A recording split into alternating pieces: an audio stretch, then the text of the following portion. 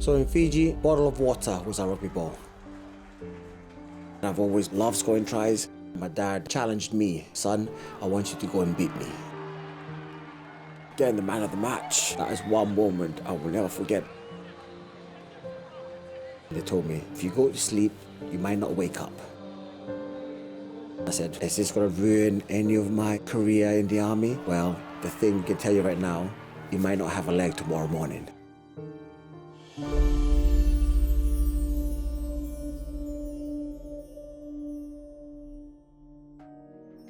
I had to adapt really quickly as a young age. At 7 years old, coming from Fiji to the UK, I had to adapt the language. I had to adapt the culture that I was living in the UK and in Scotland. This is a new journey, a new life. I just have to get on with it, and whatever challenge comes in my way and my brothers, I just have to achieve it as much as I can. My dad kind of told me when I turned 17 is to train hard now, then in 18 you can join the army, then you can do what I do, because my dad at the time was playing for Army Sevens, and all I've known is that dad was just playing rugby, Army Sevens, travelled the world, and what he did with the Army Sevens, that's what I wanted to do. And when I joined the army at 18 years old, then I followed on, passed out, got to battalion, played rugby with my dad in 2010 and the regiment in 1 Scots. So I managed to play with my dad at the unit rugby, and it was the first time as a Commonwealth father and son to play for a Scottish regiment, and that was a big achievement for my dad. For me, it was just another game of rugby, but to share that moment with my dad was really quite special. One thing that my dad challenged me was that, son, I want you to go and beat me. That is, whatever in rugby, go further than me. So to go and represent Scotland was a great honour, to go and play in great tournaments around the world, and my dad watched me on TV and gave me that phone call, and the first thing he said, well son, remember that challenge I told you 5 years ago? You've achieved it and I'm proud of you. Army Navy 2015. Knowing, standing there doing the national anthem, seeing my family watching me from the stand, knowing that I'm on TV, having my family back in Fiji, seeing me on the Army Navy. Afterwards, getting the man of the match, scoring tries that I've always loved scoring tries. That is one moment I will never forget, because my first Army Navy, that I shared that field with Jack Prasad, Naka, Ves, Rocco, Boli, Pete Austin, Turkish, Matt Dwyer. Those older men now has taught me a lot. They told me that, Junior, this is going to be a first Army Navy, it's going to be a tough one. But remember, it's just another game of rugby. Have fun, enjoy it, and just keep smiling. Don't let the Navy put you down. It's like, okay. So that's the one moment I will never forget, because I went there as a young man. I came out of that game as a better man than what I was after 80 minutes. A way better man. Got injured at 2019 on October the 4th, playing for Coventry against Ealing. I had a really bad knee injury. I had MRI scans, and the result told me that it was an ACL rupture. So I had to rehab. Then when I went for my surgery, it was a lot worse than what I showed on the scan. So they fixed my ACL, my meniscus, everything that was on my knee. They had to fix it, repaired. Then I was in the process of going through my rehab program. The day before my 6 weeks checkup, I told my wife I'm not feeling well. So I went upstairs, I just sat down and went for a 20-minute nap, but I thought it was 2 hours. Then I woke up and I was just not well. And I looked at my knee, it was just swollen up. Then the next day, I went into the doctor's appointment and he looked at my knee. It's like, oh, that doesn't look right. So he drained the knee and he looked at the fluid and he told me, Junior, your knee's affected. So they took some sample, took my blood, I went back home and I got a phone call 5 minutes before I go home on that same day. They told me that you need to come back in right now because the infection marker is really high. And I was like, why? Can you not just wait until tomorrow? And they told me, you're awake right now. If you go to sleep, you might not wake up. But if you do, we have to amputate your leg. And it came to my sense. It was, right, okay, I have to go. So I went in, done the surgery, emergency surgery. Then I found out I had a staph infection, and that was only my first one. And I've had 8 operations now, and I've had 2 staph infection. The last staph infection that I had was last year on Father's Day. So of all days, on Father's Day, I woke up that morning knowing my knee was just throbbing. So I was rushed to A&E, and they took me into A&E, and they looked at me and they drained my knee again. That was after 5 years, and they told me that your knee is affected again. The question was going through my mind, why is it happening to me? Why me?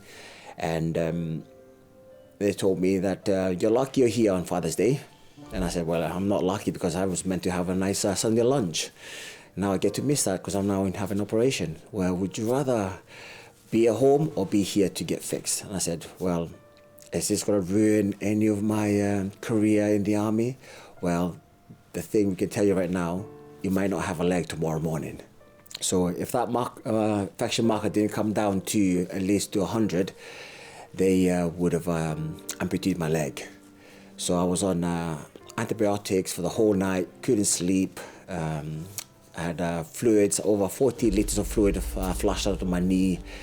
Then coming in the Monday morning at 7 o'clock in the morning, they came in and told me and said, look, the infection markers came down, but we have to go into your knee again and to flush out some more of that fluid out of your knee. So I said, okay, crack on. And one question I asked them is that, will I still have my leg? And as a rugby player, as a winger, what I've always known is running really hard, really fast.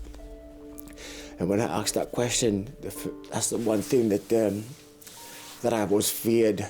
What I feared about was that I'm not able to walk, won't be able to run again, won't be able to do what I've always loved doing, is running and scoring tries. And the one thing that really touched me more was that I was not able to show my kids what my dad showed me, those skills, those experiences on how to catch a high ball, how to jump, how to run.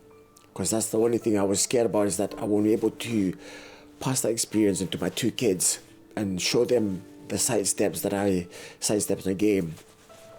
And that's the only thing that was running through my mind, is that will I be able to run or walk? And the doctor told me was that, don't worry, Junior, you'll still have your leg, but you might not be able to do what you used to do when you're playing. And I just said, I'm fine with that. As long as I have my leg to walk and run and be there for my kids, I'm happy.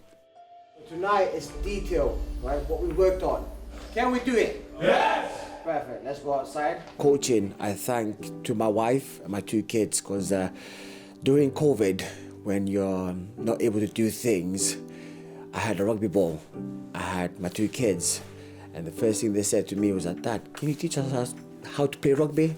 So I coached them a little bit. I just done little drills. Then my wife kind of just said to me, have you thought about coaching? I was like, who, me? Coaching? Nah. It's like, why not? I don't know how to do coach. So watching you with the kids for the last 6 months, look at them now. They know how, they love rugby. They play rugby. It's like, I might give it a go then. So I gave it a go in 2020, and my first club that I coached for was Highland Rugby in Inverness. So for them to allow me to come in to coach them, then I just seen something different in an adult rugby. As a player, it was so easy because I just turn up and play and have fun and go home. As a coach, you have to think about how the players thinking, how the players are prepared, if the change room is ready for them, is the water being filled up, is the bags there, the band. Then it comes to selections, to have the right players who gels with the other players, the right combinations. And the one thing that I feel that's really tough as a coach is selections, is to let a young player or any players down, telling them they're not going to be picked. And that's the tough job as a coach that you have to do. So as a young player, I know the disappointment. I know what it feels like. But now as a coach, to deliver that player, I just know how they're feeling because I've been through that. The only way to get better is to identify what you need to work on and come back stronger again the following season. We work as a team! I'm not able to play rugby anymore, and it's taken me 5 years to accept that I won't be able to play rugby again for Army Rugby because I just wanted to give back to Army Rugby because that's one thing they let me is to play rugby, and I just wanted to give back to Army Rugby on the rugby field. But then I thought to myself, well, if I'm not going to do it on the rugby field, I may as well coach young players, and this is the way of me saying thank you, is that there's some great young rugby players here going to play for Army Rugby. This is some young players that going to represent Army, that's going to play professional. To do that, I give my massive thank you to my family for just telling me that I can be a coach. And here I am now as part of a coaching staff for the seniors and head coach for Army Under-23s. Well done, well done.